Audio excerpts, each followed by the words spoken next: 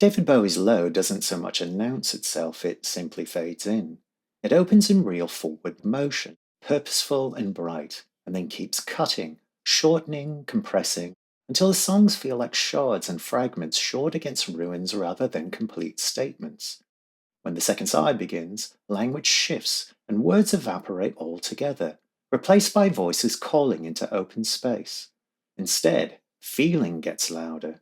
It's a record about silence without being silent, a retreat that actually moves forward.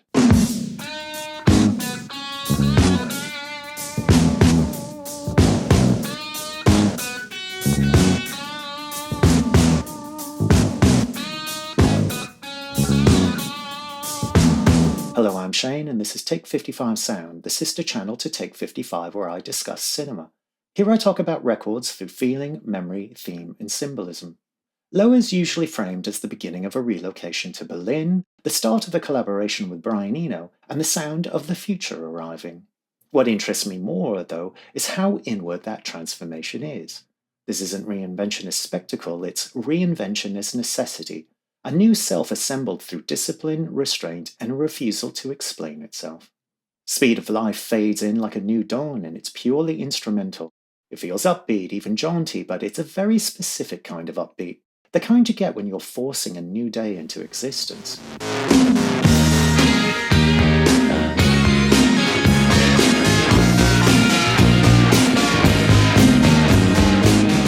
An alien sound that's also a coping mechanism.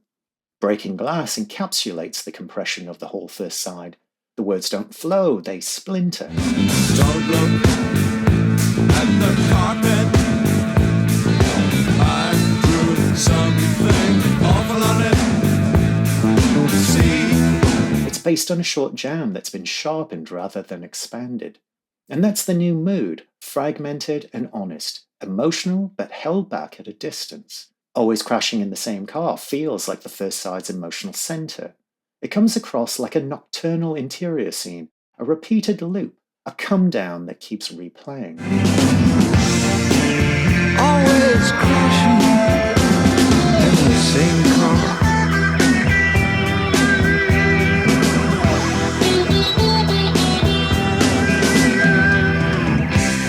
The landscape has now shifted. Bowie isn't doing outer space as spectacle, he's doing inner space as terrain.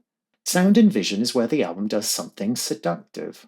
The intro goes on, lush and shimmering, as if the song is circling the idea of singing without daring to start.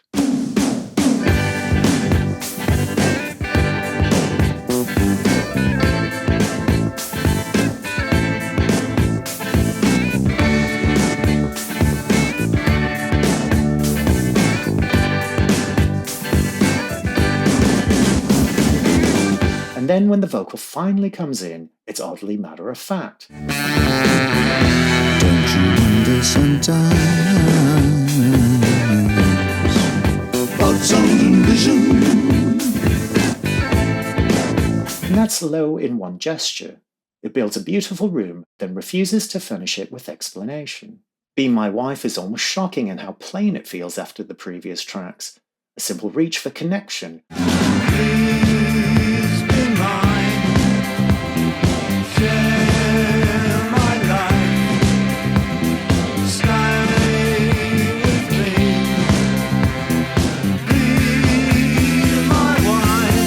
It's the sound of someone trying to speak normally while everything inside them is shaking. A new career in a new town follows like a decision rather than a resolution. It starts quietly, hesitant, then it pulls itself together and starts moving. It has that dawn feeling again, not of triumph, but more of stamina. The first side ends with motion, but cautious motion, like it's putting one foot in front of the other and calling it a plan. Turn the record over and everything changes. Time slows down and gaps start to matter as much as the notes. Side 2 is only 4 tracks, but it feels less like 4 separate pieces and more like one landscape that you move through. The voice starts edging away from ordinary language until what it's left with is texture, breath, distance, and the feeling of space. Warszawa is a doorway. Even the title signals a shift in vocabulary, a different air in the room. When the voice arrives, it isn't there to deliver a lyric, it's closer to a chant. Then it lifts into a call pitched up into open air.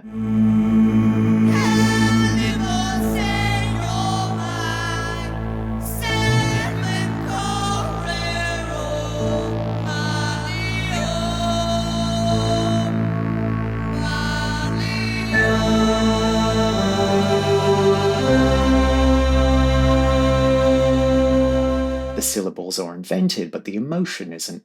It has the pull of folklore, a modern hymn you haven't heard before, but somehow you recognize it.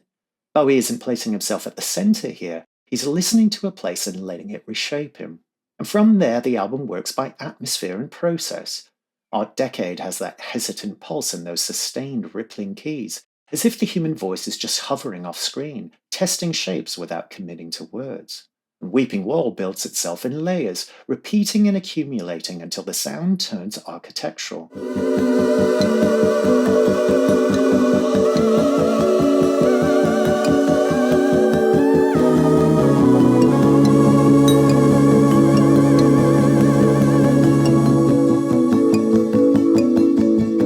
Subterraneans is the one that undoes me. It's somber again, but not just bleak, it's strangely tender. The layered vocals overlap like a crowd of cells inside one head.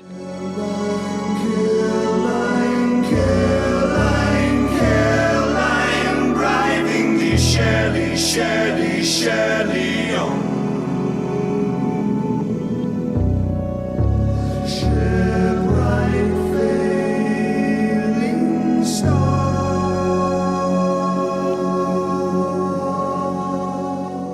And the saxophone sounds like a human voice trying to speak through an instrument because speech simply won't do.